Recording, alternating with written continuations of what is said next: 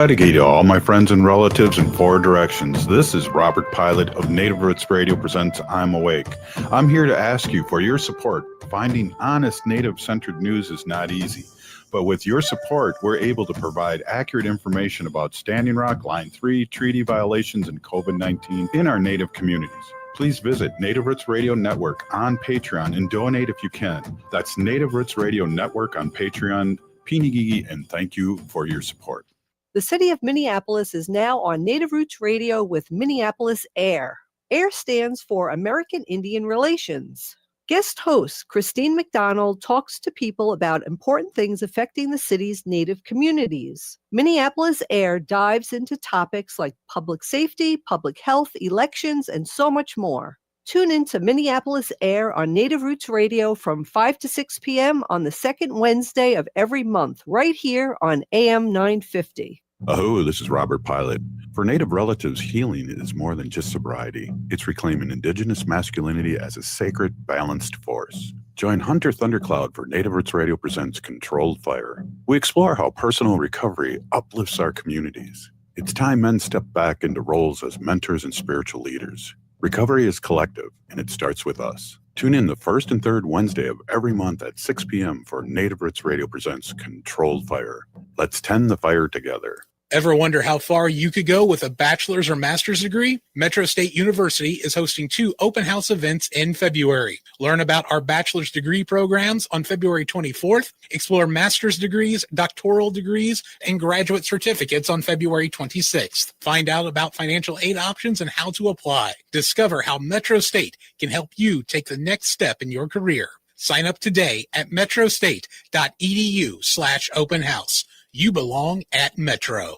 The Walker Arts Center is a proud supporter of Native Roots Radio. Visit Diani Whitehawk, Love Language, an exhibition that celebrates the Sichangu Lakota artist, centered on connection between one another, past and present, earth and sky, and traditions of Lakota abstraction. Love Language is a sweeping survey of Whitehawk's work. The Walker is always free on Thursday nights, and citizens and members of tribal nations always get free admission. More info at walkerart.org. With a look at your AM 950 weather, I'm Patrick Lilia. Tonight, partly cloudy with a low of 29, then Friday, sunshine with a high of 44. Get your exquisite, elegant box of French macarons from Nicolette's Macarons in Plymouth. Nicolette's is conveniently located off Highway 169 and 36th Avenue. Stop in at the store or order your box online at nicolettesmacarons.com. Portions of Native Roots Radio may be pre-recorded. It's a good day to be Indigenous. Get up, stand up. They are going to become more brutal. Couldn't cut, hit me cut again. Because all the hippies were trying to be Indians anyway. They're going to become more repressive because it's a matter of dollars and their illusionary concepts of power. Hey, Victor. We must live in balance with the earth. And also with recent happenings at Wounded Knee. I am awake. Welcome to Native Roots Radio presents I'm Awake, and I'm your host, Wakanja Hadebe. Hey, Kadagi to all my friends and relatives in four directions. You are listening to Native Roots Radio presents I'm Awake, and I'm your host, Robert Pilot. Hey, we discuss local, national, Native news and events, and as you know, Native issues are human issues, and human issues are Native issues. Hey, we have our friend Nicole Matthews, Chief Executive Officer of Minnesota Indian Women's Sexual Assault Coalition. Thank you so much. I know you're really busy out there in Washington. I really appreciate you coming in and talking a little bit about what's going to be happening this weekend and especially Saturday. Thank you so much, Nicole. Yeah, I'm happy to be here, joining from the Washington, D.C. airport, so heading home. Excited for our weekend events. Absolutely. So let's talk a little bit about them. Of course, we have the march on Saturday, and just looking up at the lineup at 10:30, doors open to space for smudging at 10:30 and 11 opening prayer and song, and then speakers at 11:10, 12:20 march begins, and 1:20 back at Minneapolis Indian Center, and for a meal, open mic, and honor song for families in the Indian Center. So you'll be emceeing this again this year? Yes, I will be. I will be. It's always an honor to MC, and I love to see everybody. So yes, I will be there. Definitely, and you do a great job. And I know over the years it's just been amazing. I remember meeting Bernie's wife one year. It was Oh yeah. I loved that, and she was on the show and everything, and it was just great. And I know you have a lot of great speakers, and also, it's hard for me to explain, and maybe for people that are just listening to the show and don't know, because we're all over the nation here, is just talk a little bit about what happens. And and it's not a celebration, but it is a celebration, but it's also an awareness day. Yeah, I mean, we've been doing this for over a decade now, and it's to raise awareness about the high rates of our missing and murdered Indigenous relatives. Through the work of the MMIW task force, we learned that even though we only represent around, a little over 1% of the population in Minnesota, we represent, between 8 and 9% of the murdered women in Minnesota. And that's just an unacceptable statistic. And so we do this event every year with our community and our community partners to raise awareness, to lift up the names and the stories of our relatives who are still missing or who have been murdered, to take up space in the streets, and also to call for justice. Yeah, absolutely. And I know we have speakers that show up. And again, last time you were on just a couple days ago, we were talking about the group from Chicago and people from all over the country coming in, and exciting that this is really not just a local thing, but it has become a national thing over the years. It has, excuse me, it has. We've seen people from Chicago. We had someone come from California one year. I've seen people sharing it all across the United States. So, I'm excited to see who will be here. And in fact, I just had someone message me for a media interview for a group from Japan that's going to be at our march. So people come from all over. Yeah, and you're with your group, and talking about things like, letting people know where you're at all times, especially with this ice in the Twin Cities, and just the safety stuff that Minnesota Indian Women's Sexual Assault Coalition talks about is so important now more than ever, but it's always been important. Absolutely. I mean, I think, there's so many intersecting issues, whether it be domestic violence, because we know that, in cases specifically for Native women that have been murdered, there's oftentimes an element of domestic violence. We also know that it intersects with sexual assault and sex trafficking, and our unhoused relatives are at particular risk for going missing and having harm come to them. Yeah, one of the things, and I don't know if you remember this, but you were there. It was at the Capitol, and I think one of the heaviest, dutiest things I've ever heard anybody say, it was from Heather Keeler, and it hit me. State Representative Heather Keeler, it hit me like so hard when she tells her kids that I would never leave you. Do you remember that? That was I unbelievable. do. And I think there's a message out there similar to that too. I do. And it's scary to think that, like years ago when we did our trafficking research, one of the things that a sex buyer said to a woman was, "I thought we killed all of you."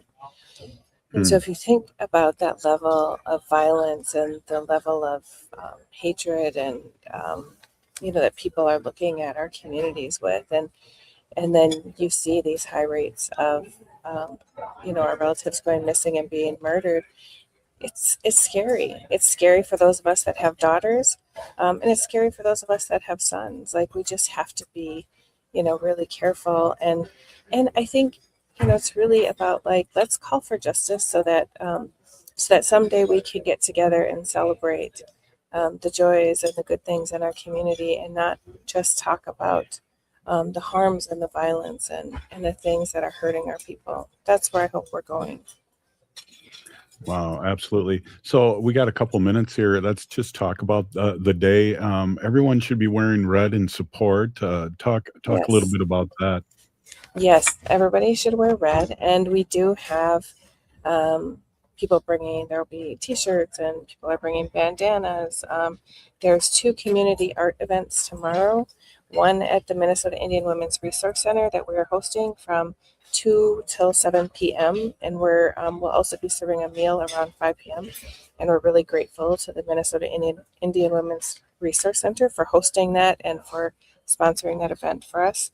And then the Minneapolis American Indian Ed is hosting a screen printing event from noon until 6 p.m. at the Davis Center in North Minneapolis tomorrow. So people can bring if you don't have something, like go pick up a cheap red T-shirt and bring it over there and get it printed. And then make sure, we talked about this the other day, make sure you throw it in the dryer first. Otherwise, when you wash it, it'll wash all the paint off. And I think we're going to have a beautiful day on Saturday. It's going to be like 50 degrees. So it's going to be a good day to be in the streets.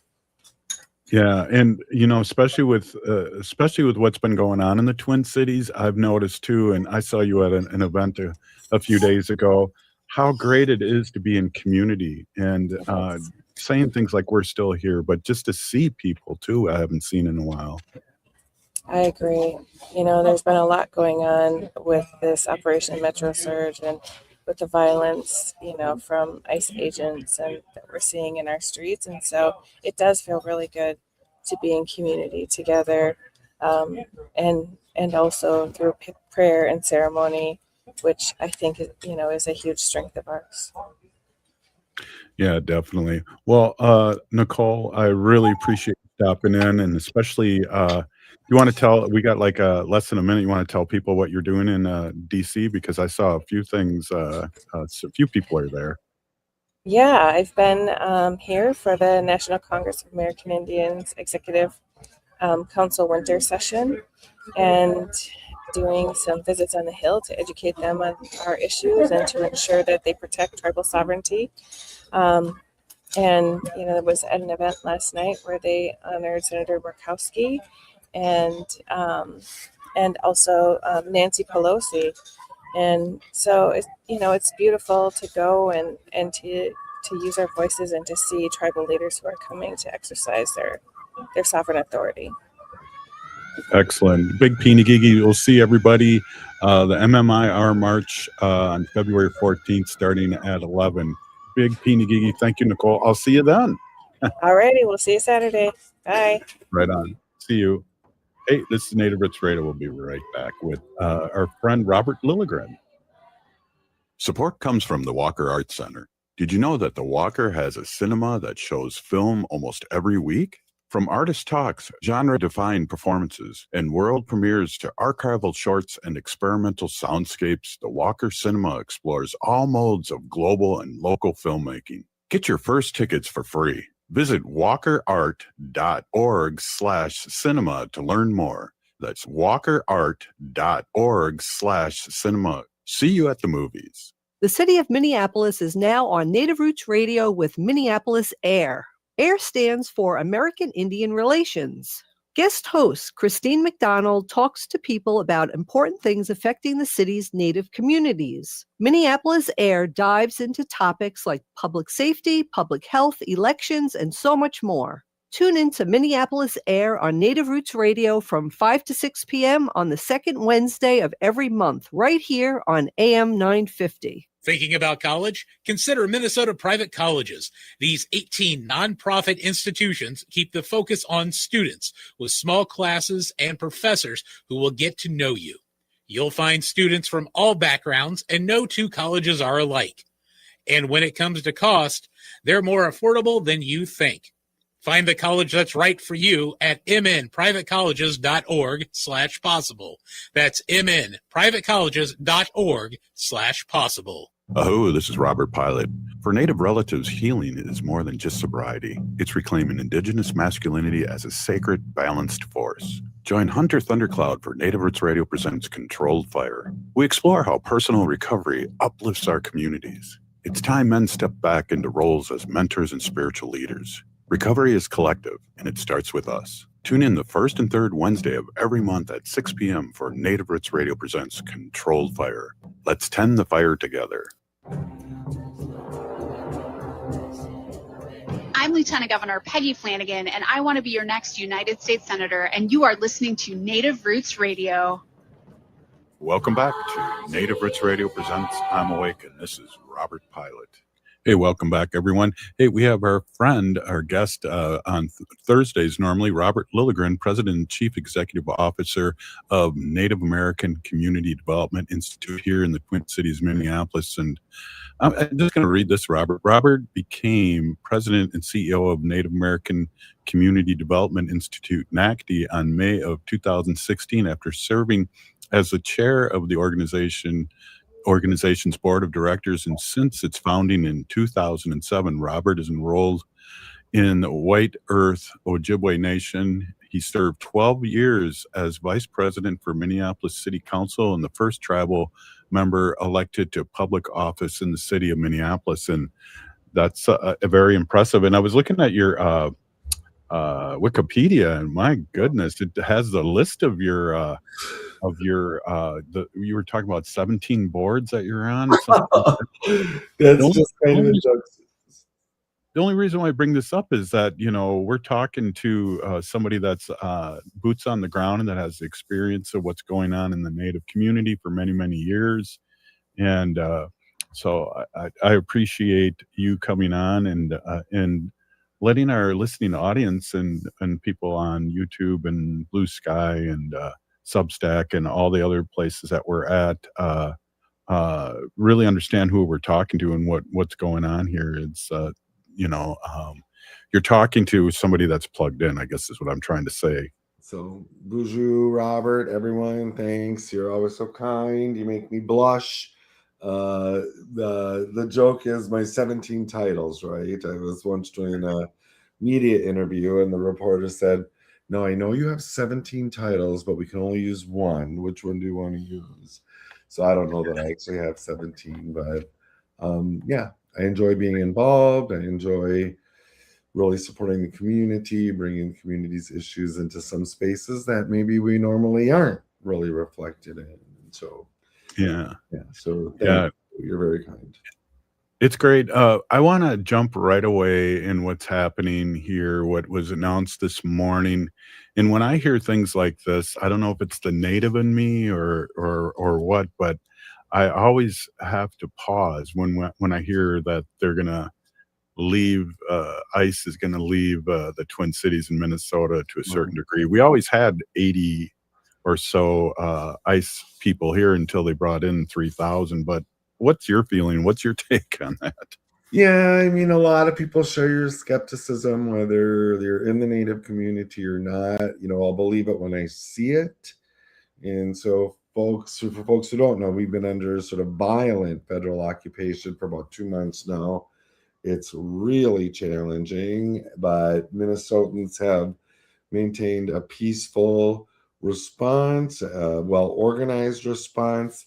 And I'll tell you what, Robert, I've been talking to a lot of people about this, and I want to kind of fully form these thoughts, but I really feel that the Indigenous community, the Native community, our peaceful, prayerful, ceremony-based, community-based approach has really influenced the entire response here in Minnesota and really helped us remain peaceful. We understand if this turned violent, it's catastrophic for us. Mm-hmm. Right? And for Native people, being under violent federal occupation is not a new feeling. It's something that we've been operating under for centuries. And then I'd also note that sort of our foundation of modern organizing and reclaiming culture, language, spirituality, Native ways was really the American Indian movement, founded right here in 1968 and became an international Indigenous rights movement. But it was really founded at the very grassroots level to protect people, right? Mm-hmm. Protect Native people from police brutality or Native women as they were walking the streets. So this is a legacy kind of feeling. And man, we came together in an organized way and protected our Native relatives, but also our neighbors and our non-Native relatives as well. it's been very hard, but it's been very rewarding. Yeah, it really, I can't imagine. You are at ground zero in your office in Native American Community Development Institute, where the supplies will be coming into powwow grounds, and also the art center, where we normally are coming in there and looking at beautiful art by Native Americans, but it's been changed just like it did during COVID, I remember, and George Floyd. And during the George Floyd response. And so that's our All My Relations Arts Gallery. Our gallery director and NACDI's vice president of arts and culture, Angela Two Stars, immediately made the decision. This is community space. We're turning this over to the community. Between All My Relations Arts Gallery and Powwow Grounds Coffee Shop, it's been the headquarters to support our protectors, our observers, our community organizers, and it's been very rewarding and very kind of unusual. It's drawn a lot of positive attention to us and some national negative attention as well, but we're doing it, right? And I'm really proud of the community's response. Hundreds and hundreds of volunteers go through our space pretty much every day. And so this announcement that supposedly the violent federal occupation is ending, again, I'll believe it when I see it, but at least there's a little bit of light at the end of the tunnel, a little bit of relief, but I feel like we have really stepped up as a community here.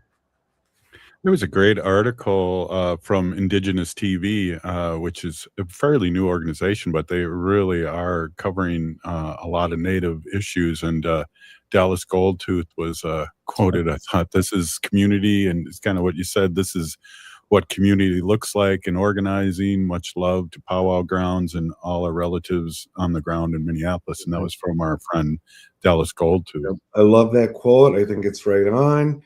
Just before this, you had the piece from the Walker Art Center here, and Walker Art Center is a leading contemporary arts museum and center here in the Midwest. And for the last year now, I've happened to serve on their board of trustees, which I think is hilarious, but I've learned a lot that I hope can advance our community's interests. But we're in the strategic planning era, and I'm on the strategic planning committee, and we have the world's leading sort of museum and arts museum experts guiding us on this. And one of the things that came up was that a modern art center isn't just the static museum, right? It's this dynamic community center. And so how do we want to position the Walker Art Center to be there? But they were talking about how it needs to adapt to reflect to community needs. And that really made me and others in the room think about what we're doing at All My Relations Arts. It's now a hub of community strength, empowerment, activity, and really is meeting the moment to what an arts organization should be doing. And we're not exclusively an arts organization, but the gallery, man, it's almost magical, our little building. And Powwow Grounds, All My Relations Arts, NACDI. When in times of crisis, people come there, right? They want to be there. They want to be in community. It's a tiny little building, but it has really outsized impact. Yeah, I like it when, but sometimes I catch FOMO, but I like it when I see celebrities come in town, and that's one of the places to go to. And it's just like, oh, shoot, this person's down there. I got to get in my car and get some coffee and run into this person. Get a selfie with them. Oh, you know it. I used to be the selfie king, and before I became a legislator for Ho-Chunk Nation, I kind of chilled out on that, but I'm picking up again. Yep. No, you're good at the selfies, but you're right. People know to come there, right? Powwow Grounds, our little yellow building. It's almost like iconic, and there's just tons of beautiful spaces in the Native community here along the American Indian Cultural Corridor. We're very fortunate for that. We're rich in assets here, but our little yellow building is just sort of a hub, right? People know to go there, whether they're from here or visiting. So it's a joy to see. Yeah. All the people. Well, I got I have to get the code to your door because I miss seeing everyone because you guys are downstairs now, and I used to like just come in and barge in on your meetings and say a big oh. Well, there was a little strategy there, Robert, a little Robert Pilot strategy. But our building is locked, and that's most of the buildings along the cultural corridor are locked.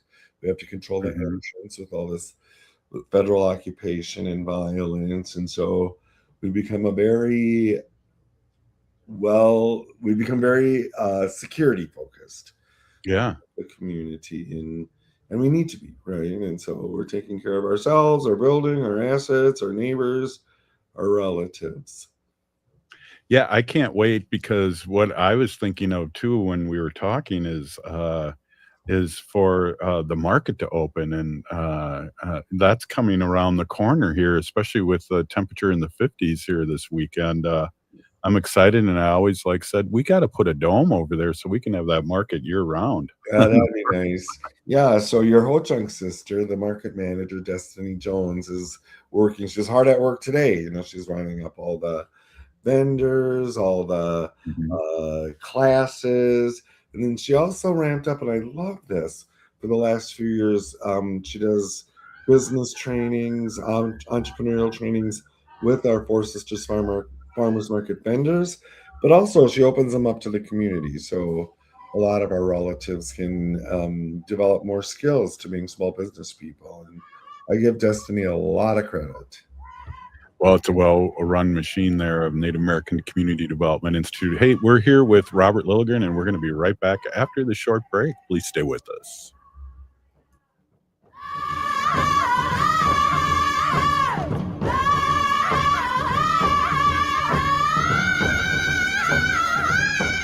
Support comes from the Walker Arts Center. Did you know that the Walker has a cinema that shows film almost every week? From artist talks, genre-defined performances, and world premieres to archival shorts and experimental soundscapes, the Walker Cinema explores all modes of global and local filmmaking. Get your first tickets for free. Visit walkerart.org/cinema to learn more. That's walkerart.org/cinema. See you at the movies. Ever wonder how far you could go with a bachelor's or master's degree? Metro State University is hosting 2 open house events in February. Learn about our bachelor's degree programs on February 24th. Explore master's degrees, doctoral degrees, and graduate certificates on February 26th. Find out about financial aid options and how to apply. Discover how Metro State can help you take the next step in your career. Sign up today at metrostate.edu/open house. You belong at Metro. Oh, this is Robert Pilot. For Native relatives, healing is more than just sobriety. It's reclaiming Indigenous masculinity as a sacred, balanced force. Join Hunter Thundercloud for Native Roots Radio presents Controlled Fire. We explore how personal recovery uplifts our communities. It's time men step back into roles as mentors and spiritual leaders. Recovery is collective, and it starts with us. Tune in the first and third Wednesday of every month at 6 p.m. for Native Roots Radio presents Controlled Fire. Let's tend the fire together. The city of Minneapolis is now on Native Roots Radio with Minneapolis AIR. AIR stands for American Indian Relations. Guest host Christine McDonald talks to people about important things affecting the city's Native communities. Minneapolis AIR dives into topics like public safety, public health, elections, and so much more. Tune in to Minneapolis AIR on Native Roots Radio from 5 to 6 p.m. on the second Wednesday of every month, right here on AM 950. Support comes from the Walker Arts Center, an art space that's more than the spoon and cherry. Galleries celebrate contemporary visual art, including Indigenous artists like Edgar Heap of Birds from the Cheyenne and Arapaho nations, and Jim Demeny from the Ojibwe Nation. Additionally, film screens, cinema, and performances are shown on stage. And the Walker is free every Thursday night and free every day for citizens and members of tribal nations. Learn more at walkerart.org.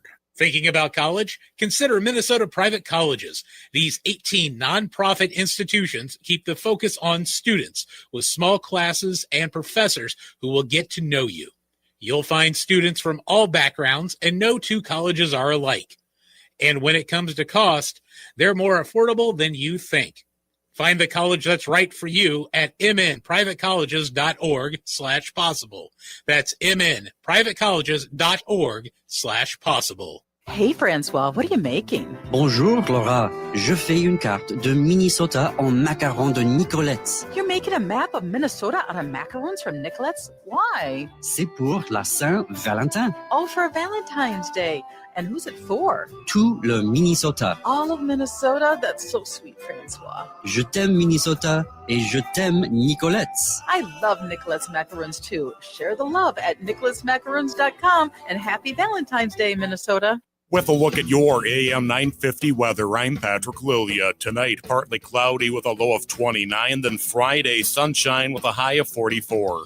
Get your exquisite, elegant box of French macarons from Nicolette's Macarons in Plymouth. Nicolette's is conveniently located off Highway 169 and 36th Avenue. Stop in at the store or order your box online at nicolettesmacarons.com.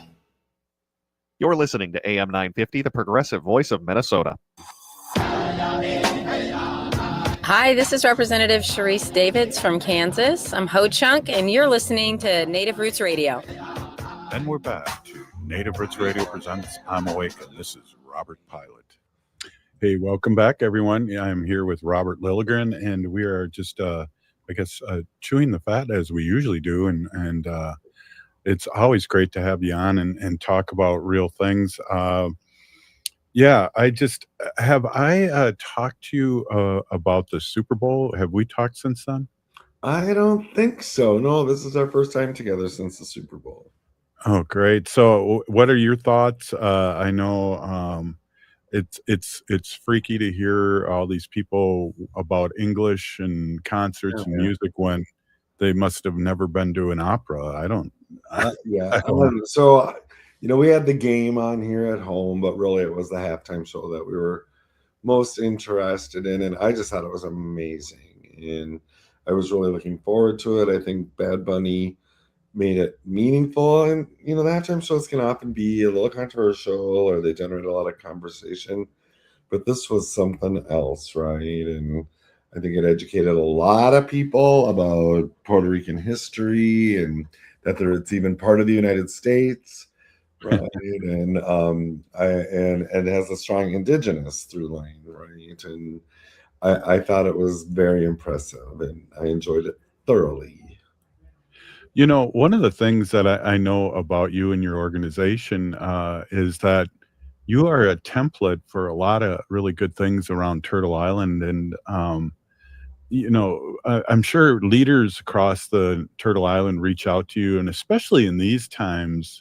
Can you talk a little bit about that? Yeah, thanks. And I don't want to take the credit for Native American community development. It's really our community, right? And for a couple of generations now, Turtle Island has looked to Minnesota, Minneapolis specifically to lead on things. I mean, there's the American Indian movement, of course, but we have this density of Native organizations and Native presence here. We have a part of the city that's really identified with the Native community, which is lovely and kind of rare in this country. And today I had the privilege of participating in a conversation with leadership from urban Indian organizations from across the country.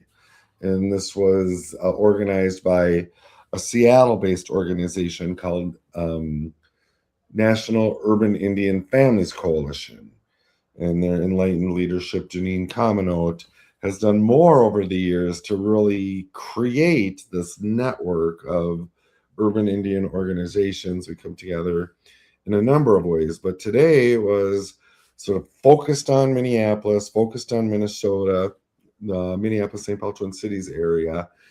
And these other urban Indian leaders are looking to us because they expect the same thing to happen in their communities, right? That there'll be this federal presence, the surge, as we call it, that ramps up, and they want to know how to be prepared. And it's not just in Indian country, but across the country, across the world, people are looking to Minneapolis and to the Twin Cities and to learn how to respond and to stay peaceful, to stay prayerful, to support each other. And so a number of us from Twin Cities organizations were part of this and just really being very practical. Here are the things that surprised us. Here are the things that didn't surprise us. Here's what we needed to do. And it felt really good and sort of empowering to share with our relatives from across Turtle Island. Here's how we did it. They really wanted to know. Yeah, it's amazing, and that in one sense we're a template, but also we're a target too from all these entities out there where they're bad actors coming in and trying to make us non-peaceful protesters, like, you know, all the way back for me has been Standing Rock and doing that. Yep, I agree. And, you know, there's just been this incredible and intense media attention on us here and on our community. And people just show up with cameras and things. And we've done our best to try to vet and triage a lot of this media, but they're just everywhere, right? And, and some infiltrators, like you were talking about, that meant us harm. But for the most part, I will say that media has been very thoughtful, and we want to get our stories out there, right? We're still here, right? And so that's one area that's kind of surprised me about the burden of managing that intense media attention that we're having here right now. Yeah, definitely. I see it. I see it whenever I stop by. There's people with cameras and foreign accents. Right. I mean, we have media from Germany, Italy, France, England, China, Japan, that are just kind of popping up in our midst. And so it is an opportunity for visibility, but to your point, there are risks here, right? And not everyone means us goodwill, right? And there are people that come into the space that mean us harm. And so how do we protect ourselves from that and promote our stories? You know, it's interesting too, with the Olympics going on, about the pushback from the athletes and how many athletes are first generation citizens where their parents came to this country, and just the pushback has been unbelievable. And, you know, in a mellow way, a lot of people have been saying, you know, I'm here for my family and my and the people who supported me, and not so much my country. Right. And I really respect those Olympic athletes who are speaking out and are using their platforms.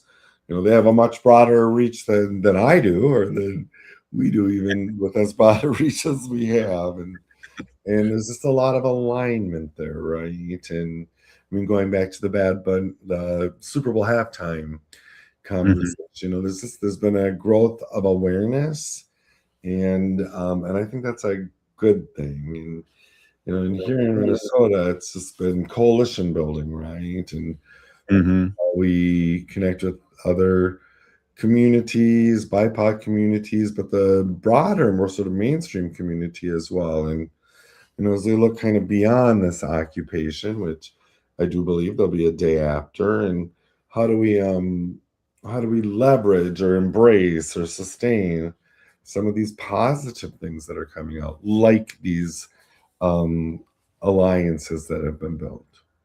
Yeah, that's the key to keep the ball rolling. And I feel like after like the George Floyd and even Standing Rock, organizations have become very organized and ready for this, because as a Native community, we're used to this for 500 years. And I always like to say, welcome to the front lines. Exactly. And I'm glad that you circled back to Standing Rock. And we've talked about this before, but for me, that was a profound experience in how we can go back to our traditions, our cultures, our life ways, our alliances, go forward, right? And so the short time I spent there, I came back here with a whole new approach to how I do my work, in trying to fit what we learned there into a complicated contemporary urban setting.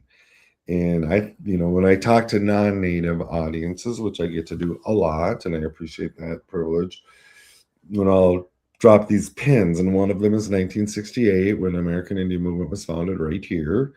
But one of them is Standing Rock, right? And what we learned through that. And I feel like that's still influencing how we operate here in a very powerful way.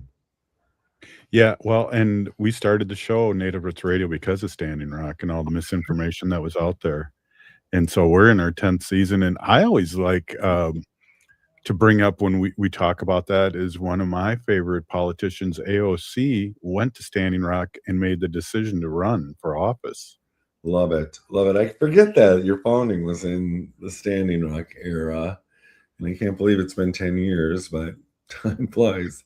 Yeah. And then I feel like as an urban Indian community here, we've been able to reground ourselves in some of those values and practices that we learned at Standing Rock. This whole movement here has been very grounded in ritual and spirituality and prayer and peace. And it does feel like it continues that through line. And we've had other opportunities here, the enormous encampment of our unsheltered relatives that we call the Wall of Forgotten Natives, the response to the hideous sculpture at the Walker Art Center Sculpture Garden of Scaffold. But we brought forward those same kinds of values and practices that are culturally based, spiritual based. And I think we're learning something. Mm-hmm. Yeah, definitely. And hopefully the community is too, because all the stuff that's being changed, whether it's the EPA saying there is no climate change just recently, and I'm going to get ill if they turn Penn Station into Trump Station, because Wendy and I, that's where we always come in from, Long Island, and these things have to be changed back, and they will be, but I hope it happens quite quickly. Agree. And just touching on one of the things I hope we sustain through this occupation era, one of them is the incredible engagement of next generation leadership, right? They have really stepped into this space. For elders like me, it's like, okay, I got to step out to make space for this next generation. They have been so impressive. It gives me so much hope to see that we're in good hands with this next generation leadership. Yeah, absolutely. And some of them are my guests on the show at times, and it is amazing, because I look back and I made sure I wanted to go to Standing Rock because I was too young to go to Wounded Knee. Sure. And this was our generation's Wounded Knee in a big sense, but these young ones were there too, and seeing how our generation reacted to these situations. I agree. And so I feel like we've learned right through the generations, and that you and I, who are in the elder generation now, know that it's really the next generations we need to make space for. And that's kind of hard, right? It means we have to step out, we have to make space, but it's so important that we're being deliberate about sort of the succession of leadership. Absolutely. Hey, Robert, we're going to take a quick break here. Let's get in depth a little bit about what Native American Community Development Institute does, and remind people of this last segment, if you don't mind. Cool. Happy to. Right on. Hey, this is Native Roots Radio, and we're with our friend Robert Lilligren, CEO of Native American Community Development Institute here in the Twin Cities, Minneapolis. We'll be right back.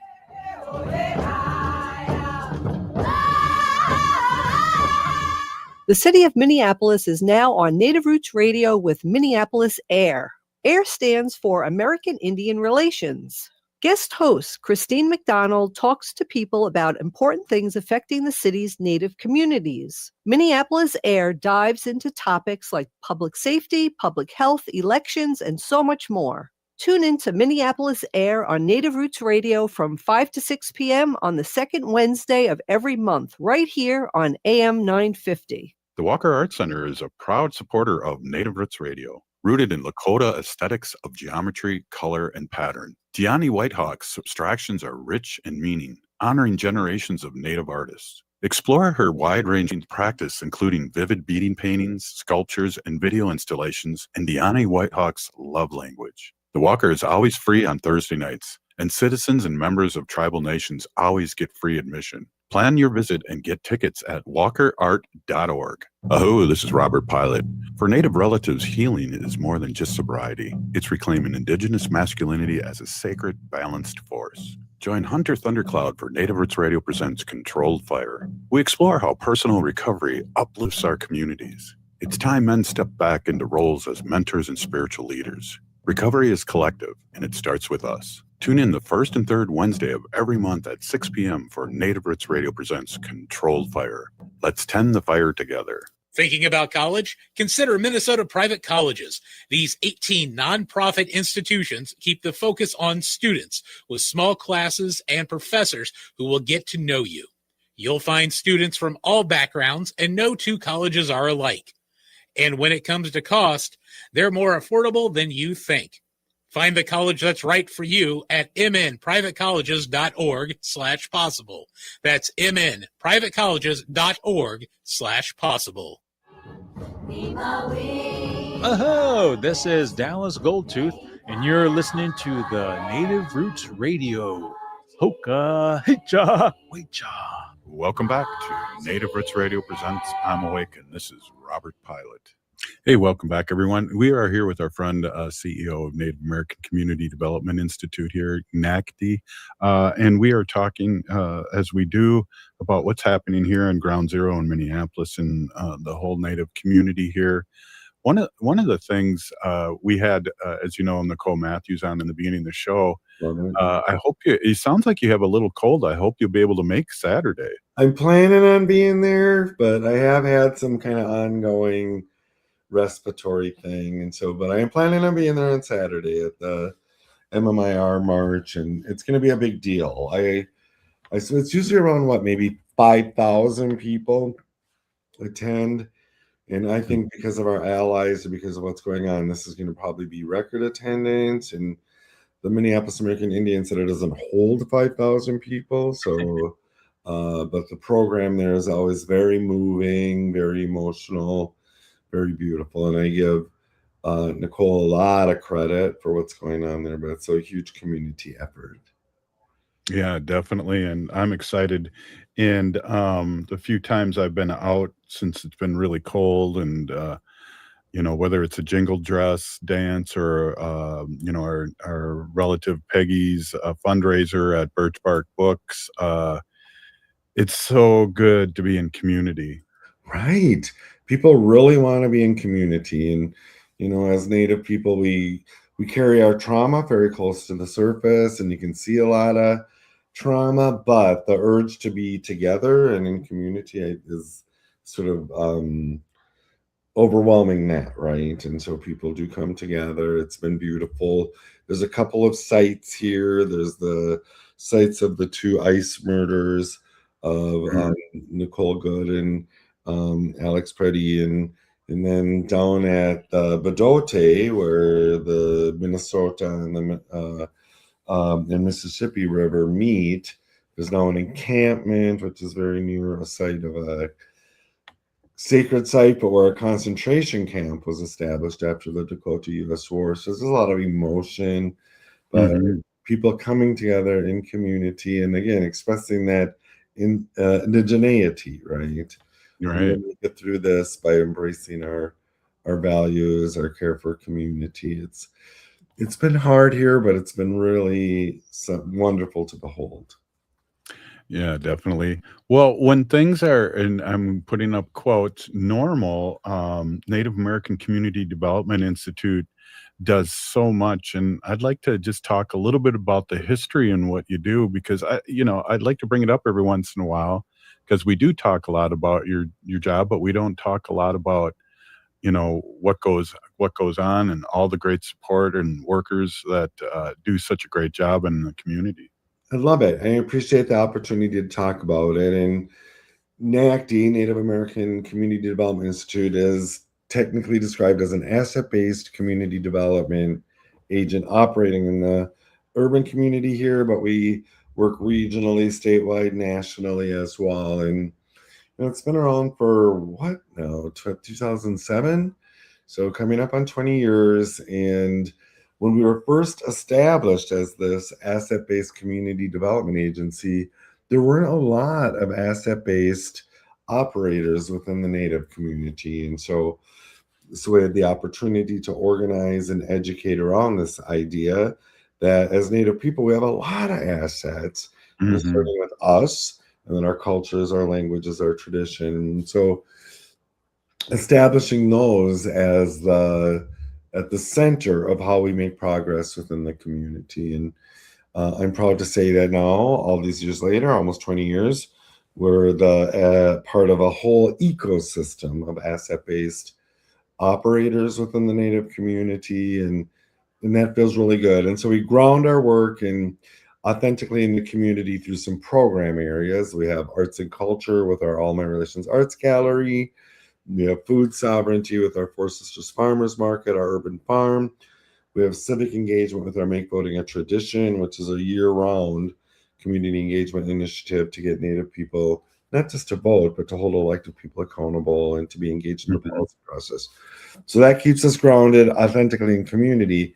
And then where systems change people, right? And so we're involved in policy or boardrooms or advancing ideas like Indigenous Peoples Day here in Minneapolis and in the state of Minnesota, things like that as well. And it's very rewarding. And so we're about building capacity at the community level, but often at the individual level. And, you know, you've had a couple of plugs for Deani Whitehawk's show at the Walker Art Center. It's ending soon, I think on Sunday, if I'm not mistaken. And Deani is a former gallery director at All My Relations Arts, NACDI's gallery. She now has a brilliant international career. She's on the front edge of contemporary art, and she's grounded in her Dakota values and culture. And so there's a little plug. I'm going to give a little plug because, again, being on the Walker Art Center board, I get all this nice data, right? And Deani's show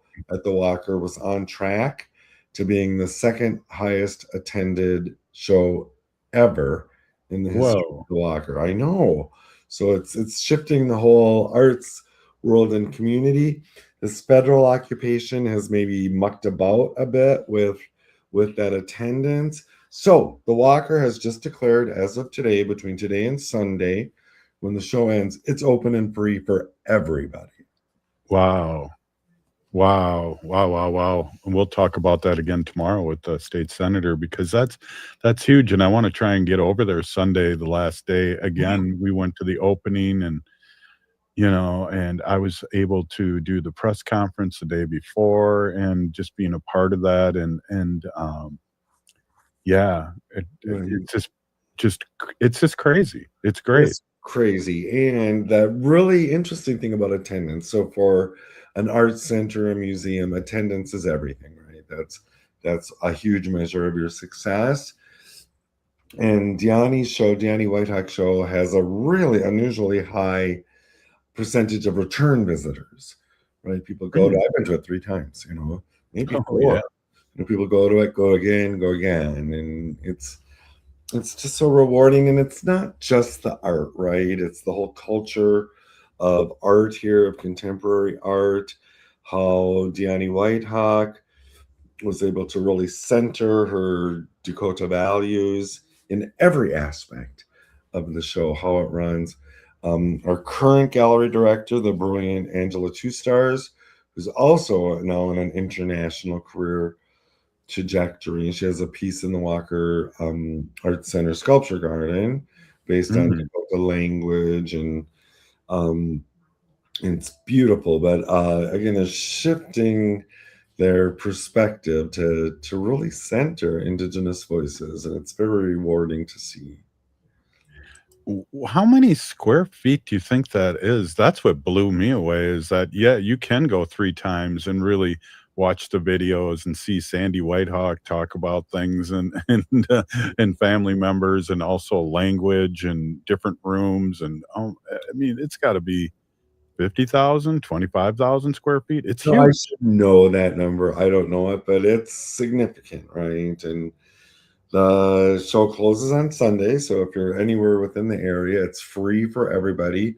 As you said earlier, it's normally free for any tribal members or tribal affiliated people.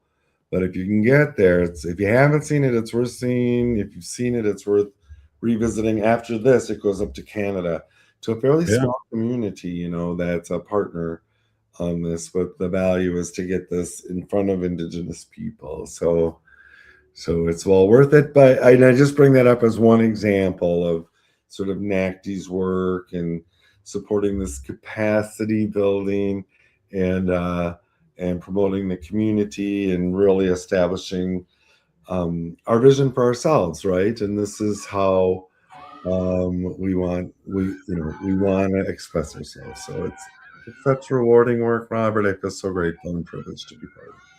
Yeah, and we're grateful for amplifying the great work that's done and also being part of the community. And we'll see you in the community in the next few days. And it's good to be Native. We're here. Right on. Thank you, Robert Lilligren. Hey, this is Native Roots Radio, and we'll see you tomorrow. Hoa! Support comes from the Walker Arts Center, an art space